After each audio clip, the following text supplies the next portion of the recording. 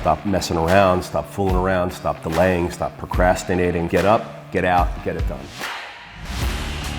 Everything is possible, nothing is a problem, and anything can be overcome.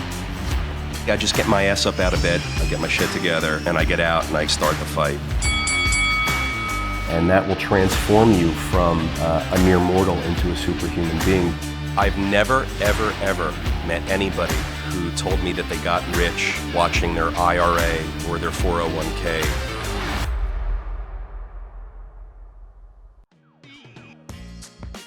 If you think the way the system teaches you to think, and if you value what the system teaches you to value, it's compliance.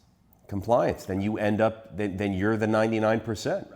They need to make us think that if we work hard and save money, that's the way out. But it's not the way out. For the 99%, the biggest investment that they have is their home, their house poor. After that, it's their 401k. 401ks are not for the 99%. They're for the financial. They're for the Wall Street. That benefits Wall Street. They take that money. Don't get me started. A mortgage on a house to buy a house is not for the home buyer. Mortgages are for the banks. It's a banking product. They borrow money at under 1%. They lend it to us at 3 or 4%. You have to forget everything that you were taught. Right, out of the 99%. In the 99% box. You just have to start over. Do you think that's because of your family? Do you think you, growing up around entrepreneurs, you were resistant to the machine? I was always a little bit of a rebel and resistant. I don't know if it's because of my family or not. You know, my older brother used to say to me, why do you want to do that? You limit your options. Why do you want to do that? You box yourself in. Why do you want to do that? You don't have control. So I was hearing those kinds of things from a young age. And I didn't really understand consciously what any of that meant. But I think as I got older, I started to think like, oh, that's what he meant. I always found life to be about options. The more options you have, the more likely you are to have success or to change course or to make decisions that are good for you. You know, where are the schools and the teachers that inspire true independent thought and creative thought and result-oriented thought? And I know they're out there. You know, we need good teachers. They're so underpaid. And when you get a great teacher, you remember them, you hold on to them forever, right? Because you don't want to. I asked you a few weeks ago, like teachers that stood out, and everyone has that. Everyone has an answer to that question. Think about the dilemma our founding fathers were in. All right, guys, we got to create a system here. We got a burgeoning population. We're young now, but in a few hundred years, there's going to be 300 million people. There's going to be 50 states, very well populated. How are we going to do this? All right, well, we got to teach everybody to be, you know, compliant penguins and sheep, and we can give them a little but not too much, and take care of them a little bit but not too much, and those who can break free, those will be the society and business leaders, and they'll invent things and own land. And I mean, I think that's how the conversation went. Man, I wish someone could solve all this. You can't, we're so intertwined with everything. You can't just change 1 or 2 or 10 or 20 things and have meaningful change in society. You have to change like everything. You can do a lot of that stuff, but none of it really creates anything more than incremental change. In the best of times, Barack Obama said that. Even in the best of times, the best you can hope for is incremental change. Like my mantra in 2020 has been from this person, Jen Bailey, has this quote that relationship moves at the speed of trust, but society moves at the speed of relationship. And man, that's good. Yeah, to me that feels like it's not a scalable answer. It's not an answer that fixes this problem, but it's the only thing that seems really actionable to me. And that's what I've been holding on to for the year. It's inherent in what our society is. You have to live somewhere. You have to be part of some society. The rules of our society are all these crazy things that we're talking about, but there's so many good things too. So there is good with the not good, and there is fruit with the stress, and there is positive to the negative. I think we have it pretty good here. We need to do a lot to improve. Yeah. And I would change 100 things immediately tomorrow. But I'd rather live here than in, I don't know, You know, the sperm that created me ended up being New Jersey sperm. So I live here, thankfully. Well, it's one of those things, you know, you can always, if you want to be a pessimist, there's plenty of information to back that up. If you want to be an optimist, you can find the information for that as well. So, yeah, right. You know, so might as well choose the thing that puts you in the best state of mind. Hey, George, have we been rolling? Because you never even told me. We've been rolling. Yeah, all right. So welcome to the Good. Daily Cash Flow, guys. My name's George Robson. I'm Peter. Thanks, Yeah. George. Yeah, I just figured we'd get into it, a little conversation. So I remember last week we spoke about how we had Dow 30,000. Yeah. We had an all-time Bitcoin high this week. Right, I saw that. Yeah, it's wild. You know, it's funny. I think I mentioned to you before we started rolling. I've followed Bitcoin for years now, and I have a lot of friends that are really interested in it. They're in, you know, a friend at Google that's really, you know, all into that stuff. I cannot speak about that with much competency. But what are your thoughts on? Well, it's still new Yeah, for our world and our society, even though it's 10 years old now. It's still really new. Yeah. It's a store of value, so it's like gold. It's finite, like gold. I don't love investing in much other than income-producing real estate. Bitcoin's interesting. If you invest in Bitcoin, you have to just play it like you think you've already lost all the money, and you won't get it back, and you got to wake up in 10 or 20 years and see what it did. But, you know, people say that Bitcoin could be the new store of value like gold has been throughout history. And gold currently is worth, I think, 11 or 12 trillion dollars based on today's market price. And Bitcoin is far, far less than that. People think that Bitcoin can go up to where gold is. Based on that, Bitcoin can hit $1 million per. Yeah.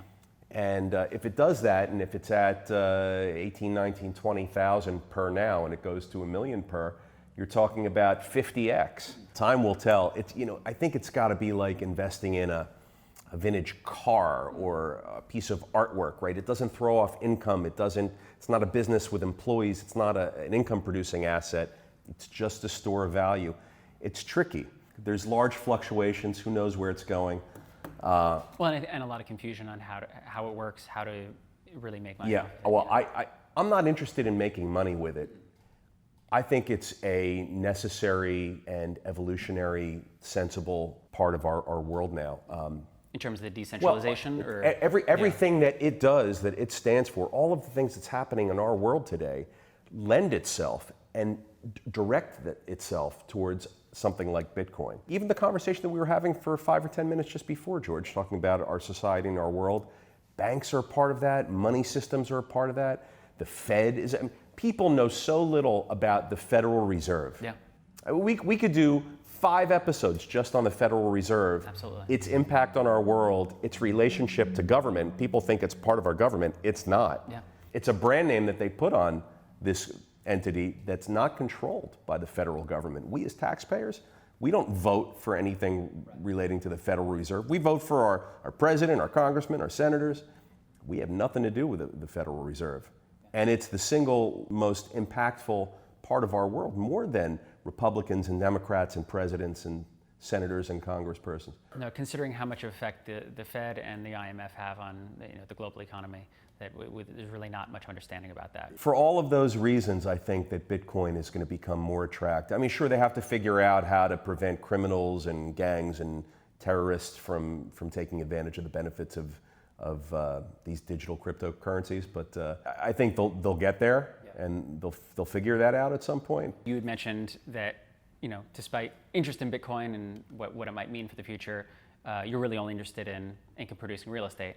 I don't own Bitcoin. I don't invest in it. I don't trade it. So I speak to you only from an interested consumer's perspective. I read up on it. I speak to people that know a lot more than me about it. I'll keep you posted if that changes. Yeah. So I was just going to ask. We've talked about leverage a little bit in terms of the benefits of multifamily real estate. Yep. Could you go into a little bit about how leverage works, and are there kind of mistaken notions about that? Well, it's for real estate, leverage is a classic concept. People have heard about it before. Basically, you borrow money, you get a mortgage from a bank, and if you're buying real estate and you get a mortgage, it just means you have to come out of pocket less with your own equity because you're getting some money from the bank. So you're buying $1 million property, you get a $600,000 mortgage, you have to come up with $400,000. If you buy $1 million property, you put in $400, the bank puts in $600. Now you have to service the debt every month and make the bank payments. Let's say that you can do that. The property over time appreciates to $2 million. You're going to go sell that building for $2 million. You have to pay back the bank $600,000. You're left now with 1.4. So the property has doubled in value, 1 million to 2 million. But because of the effects of leverage, your $400,000 is now worth $1,400,000. So the property has increased 2x. The value of your $400,000 investment, your equity that you originally had to put up to buy the building, has gone up 4x. So leverage is the disproportionate relationship that can be achieved between the value of your asset and the value of your investment or equity. And I would imagine in this scenario, more is not always better because... More is not better. There's a right and wrong way to determine how much leverage to apply.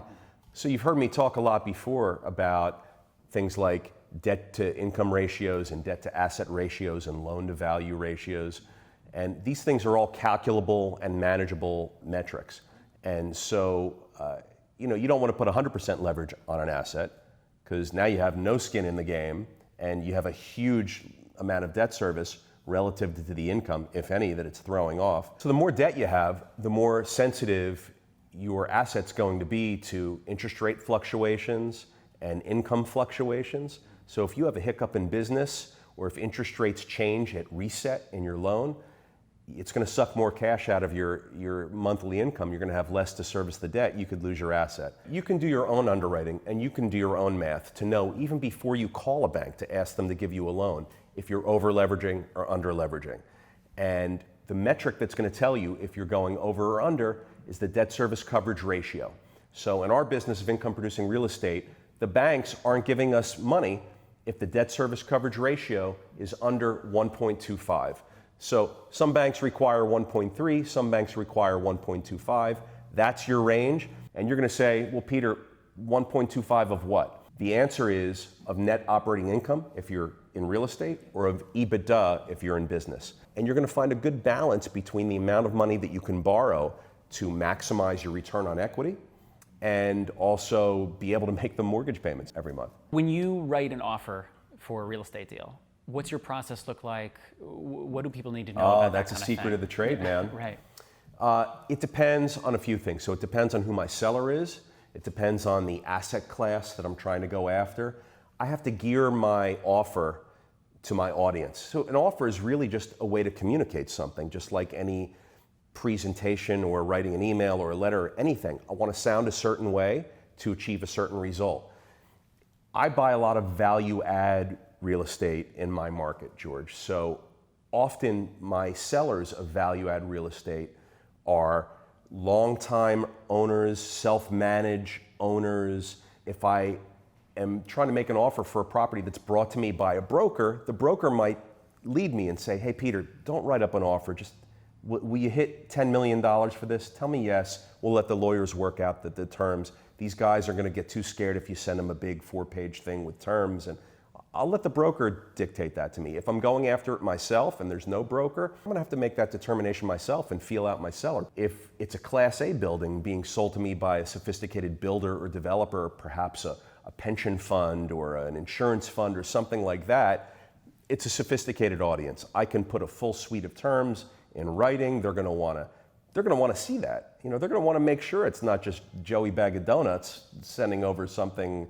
verbally or in an email. They're going to want to see a sophisticated, they're going to see it on letterhead, they're going to want to see the broker's going to take it over or have my lawyer send it over. I mean, it's going to have to be delivered properly and appropriately for that type of audience. So I really gear it depending on who the audience is. You have to know that stuff. But typically it's purchase price, amount of deposit. The big things lately are terms. So is there a due diligence period? Is there a mortgage financing contingency period? Yes or no? How long? What's the amount of time for those two periods? What are the obligations of the buyer? What are the obligations of the seller? If you over-obligate the two parties, it's tough. People don't like to see in writing all of the things that you're making them do. A seller just wants to know that you're paying them and what's the date of closing. That's really all a seller wants. So the more you ask a seller for in terms of contingencies and time, and I need a 120-day due diligence period, they're just going to go tell you to pound sand. That's one of the things that I'm able to achieve in my market here is I'm sort of the category killer down here. So I can look at any occupied multifamily building and I can tell my seller or my broker, look, I'm going to give this purchase price. I don't need a due diligence period. I don't need a mortgage fine. I mean, I know what the bank's going to give me. I know what the appraiser is going to appraise it at. I've been doing it so long and I've done so many transactions, I just know where it's going to shake out. I don't need to have a mortgage appraisal contingency. I know where it's going to appraise, man. One question I ask every single time a broker brings me a deal is, who's my seller? What's the profile of the seller? Maybe they can't divulge who the seller is by name, which I respect, so I'll spin it and I'll say, what's the profile of the seller? Is it a fund? Is it a family? Is it a 92-year-old guy who just needs out? Is it, like, what's the deal? What am I up against here? Your seller needs to have confidence in you. The biggest thing that I instill in my sellers when I make an offer is confidence and certainty of closing. I've never not closed on a deal that I've gone after. Never. You mentioned that value add properties are kind of your main jam. What are maybe 3 to 5 of your favorite value adds for property? I love this question. So that also depends. For my Class A properties, I don't do much. Maybe I'm looking for opportunities to improve the site if I've got extra ground space or extra acreage on my Class A site. But here's what I love. My value add projects that are Class C minus, Class C, Class C plus, and I'm trying to force some appreciation and get them into the high B level. Unit conversion, so maybe you've got a large 1-bedroom unit that you can go from 1 beds to 2 beds by maybe putting up a wall, creating more light and air in the newly created bedroom. I love creating glass enclosed showers in bathrooms with fresh modern tiling and getting rid of the old bathtubs. In our market, there aren't a lot of renters with young babies or toddlers that need to be in a bathtub. So we find that a bathtub is an outdated feature in a bathroom for us, so we remove the bathtubs and put in glass enclosed showers. Try it. I think you can get a lot more money for a sexy bathroom with a glass enclosed shower. Here's another one. Security features where there weren't any before. So I'm talking about exterior and perimeter digital security cameras going to an NVR that pipe into the property management office. I'm talking about virtual doormen, digital lock systems, all that stuff. It's good. You can get value out of those improvements. George, here's a huge one. Art, public art. Art outside of the building, art inside the building, in the hallways and common areas and spaces. You could do murals, you could do paintings, you could do sculpture and signage installations outside that are unique to your property and your address. You could do a mural if it's a masonry building and there's space on a brick wall. You could engage with local artists to come to your site and have them interpret for you some great piece of art that wasn't there yesterday, because these buildings are old buildings. They don't look so great now in 2021. They were built in the 50s, 60s, 70s. They're a little dated. So you're going to want to bring your buildings up to date. Public art and interior art is a great way to do that. We've gotten a lot of good response about our conversations surrounding lease documents and different things like that. Are there 3 to 5, lease tricks or things that you need to put in your lease? I love this segment. We did it once before. I love doing it, and I love sharing this information. So George, it differs from state to state. So you have to know what your state regulations are when coming up with lease terms. But in my markets, in my states, here they are. I love these. So number 1, joint and several. If you have more than one occupant, more than one resident, or if you have a co-signer and a tenant that are signing on a lease, you have to have language in there that says that each person is joint and several. What does that mean? George, if we're roommates and we sign a lease together and I fly down to Mexico and say sayonara, I'm not off the hook, and you're on the hook for me. You can't tell the landlord, well, Siegel left, here's my 50% of the rent. The landlord's going to say, sorry, George, you're joint and several. You owe 100% of the rent. Joint and several. If you're a landlord, property owner, you have to have that in your lease. Number 2, you have to have a legal fee provision. I'm pretty sure every state requires there to be specific language in your lease document that says what the landlord is entitled to, should the landlord have to commence a legal case to enforce its rights, either to collect money in a non-payment situation or perhaps to get their property back or evict someone where there's something bigger than a non-payment situation happening. But if you have to pay a lawyer to enforce your rights as a property owner, your lease better have a legal fee provision in there that says that you can charge the tenant those legal fees plus court costs and filing costs for your efforts and time and money to then have to go after and enforce your rights. So George, this is a big one, and it's a secret and no one does it. Your lease needs to require that your tenant maintain certain humidity and temperature levels inside their apartment. So why? Summertime, right? July, June, late June, August. We know what it's like up here, the Northeast of the United States. It's hot, it's muggy, it's humid. George, at your house, would you ever just turn the heat off or turn the AC off and just leave it off for an extended period of time? Well, you know what happens when you do. There's no circulation. When there's no circulation, moisture builds. When moisture builds, things like mold and allergens can take hold inside the interior of the place. There needs to be a requirement for the tenant to maintain certain humidity and moisture levels so that you, as the property owner, as the landlord, can't be held responsible for things like mold that builds up or moisture damage that should occur if the tenant goes away in the summertime and turns off their AC unit, or if the tenant goes away in the wintertime and doesn't leave the heat on and something happens, God forbid, in these older buildings, you know, something freezes, the tenant says, hey, I went to go visit my mom for a month and I come back and my apartment's filled with ice. Well, yeah, because the pipes froze and burst because you didn't leave the heat on. So you got to have that in your lease. Here's another secret. You got to have, George, do you own any income producing real estate? I don't yet. You don't. Well, when you do, you're going to include this in your lease document. You're going to require that the tenant use all the building systems in a typical and reasonable manner, and that they're going to be held liable for any damage to the systems. So what does that mean? I'm going to give you an example. 2020, COVID, everyone's staying at home. People are now working from home. People that work from home now have to plug shit into the walls. Computers, screens, Alexas, appliances. We had a hair salon person not be able to go to their salon to do work. So what does this person do? They take like a portable basin and they attach it to the kitchen sink. They plug in 500 hair dryers and all sorts of stuff into the walls. They're overloading the electrical system. They're overloading the plumbing system. And on Tuesday morning, we get a phone call at the office. Hey, it's the tenant in apartment 302. My electricity's blown and I have no water coming out. And you guys suck as landlords. Send your repair people over right now and deal with this atrocity for me. Oh, really? You plugged in 5 billion watts of electrical appliances into your standard one-bedroom apartment and you have a hair salon apparatus connected to your kitchen sink, and somehow we have to now go and spend hundreds or thousands of dollars repairing all of that stuff? That wasn't one of your value adds, Peter? That should be a shut the fuck up.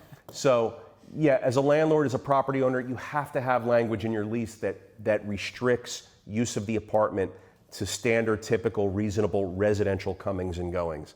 If someone's going to plug in industrial or commercial or professional appliances or tools into your standard wall outlets, there's going to be a problem. And as the property owner, you shouldn't have to pay for that. So make sure you have that in your lease. The next thing you have to have in your lease, I don't care who you are, you have to have this in your lease. No alterations, no modifications, no repairs, no painting allowed by the tenant. Even painting. Here's why. If you permit tenants to paint, who's responsible for repainting when they move out? You are as the property owner. What does that cost? Well, for me to do a room, it's like $500 a room between labor and materials. I got to put primer on, 2 coats. You know, why should the property owner have to pay for repainting if someone wants to put in winter forest black on their ceiling? You know, they need written consent. So no alterations, modifications, repairs, or painting without written consent from the landlord. And landlords don't give the written consent. The other thing that happens is people will say, oh, I thought I could paint. And they'll put a ladder in there. The ladder's now scratching your wood floors. And they'll get up on the ladder and they'll drip paint while they're painting the ceiling or the walls in some crazy thing. They're going to drip paint everywhere. And now you've got paint on your wood floors. It's a mess. Don't allow anybody to do any work. If you have to do work, you do the work. So I don't care what state you're in. If you own multifamily property, your lease documents better require your tenants to report damages, maintenance, and repairs requests to your office immediately. They can't sit on it. The longer they sit on it, the more it festers and grows, and little problems become big problems. So what will happen is, when it comes time for that tenant to vacate and move out, you go do your move-out inspection, you go find 20 things wrong with the apartment, and it comes out of their security deposit. They're gonna say to you, oh yeah, well that broke, you guys should have fixed it. Did you tell us about it? Did you ask us to? Go check the maintenance logs, go check the online portal. I don't see a repairs request from you. you're responsible. So it's going to come back to bite you at some point. You must require the tenant to put you on notice of anything that breaks at any time. Zest quests, Peter? What is that, George? Zest quests? I mumbled over my words, but Zest quests. Are you asking me or telling me? Are you ready for Zest quests? George. Fucking yes, of course. Yeah, sorry. I should just assume that you're always prepared. What was your preferred style of play as a child? How did you like to play? Rough. Rough, really? Okay. Yeah. And do that mean sports? Does that mean pretend? Does that mean everything? Everything was Oh rough? no, I didn't pretend rough. I'm the youngest of 4 boys. My brothers found a reason to beat the crap out of me every day in a loving way. And yeah, I play rough. I play sports. I get gritty, and I'm a scrappy guy to have on your team if we're playing sports together. And if we're on opposing teams, I'm scrappy, so look out, but I played rough. Hell yeah. So speaking of gritty, last Zest Quest is more of just a prompt. You mentioned that you went out into the Midwest for a while and worked on a dude ranch. I did. Can you talk about that a little bit? I feel like I have to know, like what led to that decision? What interested you about that, and what did you learn from that? I was always adventurous. I needed to find something to do after college. I didn't want to get a desk job or a real job or whatever the phrase is. How soon after graduation was this? This was 5 months after graduation. Okay. I had to get a job. So right after. And my mom said, oh, why don't you go travel, or why don't you go do this, or why don't you go work on a cowboy ranch? And I'm like, wait, what? And she almost pushed me into it. She did push me into it. She encouraged it. I said, man, that sounds like fun. She really enabled me to give myself permission to do that. And I went out. I worked at the Crescent H Ranch in Wilson, Wyoming. And it was an unbelievable property. When I was there in 1990, I mean, it's hundreds and hundreds of acres in the Teton Mountains, and you're in Jackson, Wyoming. It was called Wilson, Wyoming, right outside of the town of Jackson. And man, we had guest cabins, we had cattle, we had horses. How did you find this place? Just did some research, Yeah. and you know, you find it. You're like, you know, whatever I used back then. You know, what you call the Chamber of Commerce in.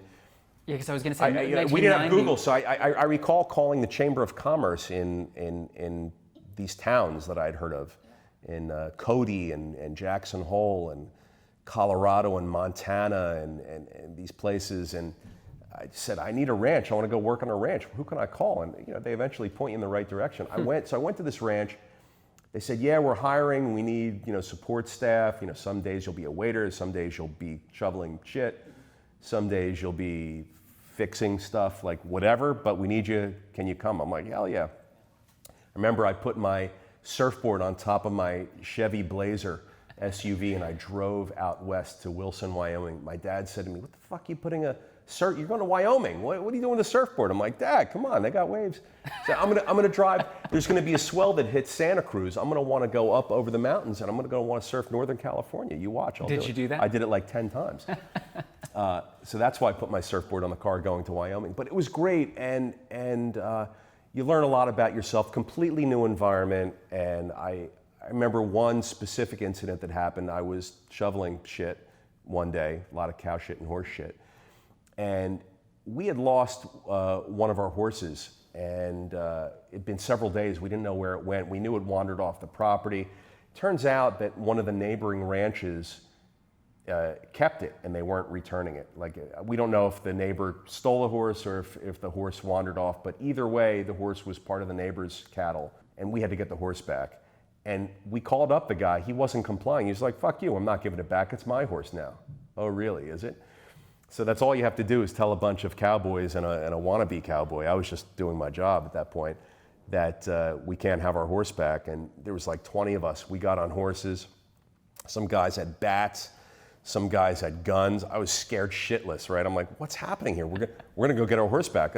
So we run over in like a scene out of Billy the Kid, and we get our horse, and we get around the horse, and we sort of corral him off and nudge him off the neighbor's property.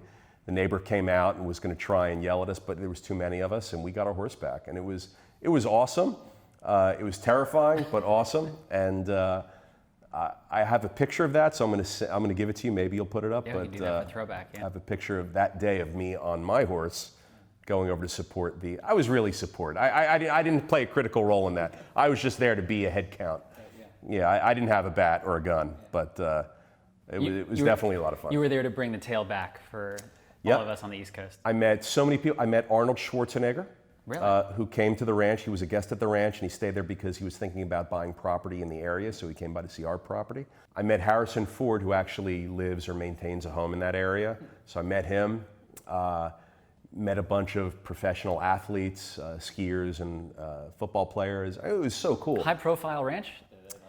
Super low profile, but it's such an incredible part of the country and part of the world, and what's happening topographically and geographically and with nature and mountains and rivers and streams. People come and it's an extraordinary thing. You're really in the middle of nowhere. Yeah. Idaho is 10 miles to the north, and you got Montana a few hundred miles over to the east, and there's these incredible natural structures, and people come to see them, and they come through Jackson. And when they come through Jackson, they came to see us. Yeah. Wow. That's awesome. Well, thank you for sharing. I appreciate it. Well, thanks for the question. And I'll see you next week. See you next week. Don't forget to put that stuff in your leases, everybody.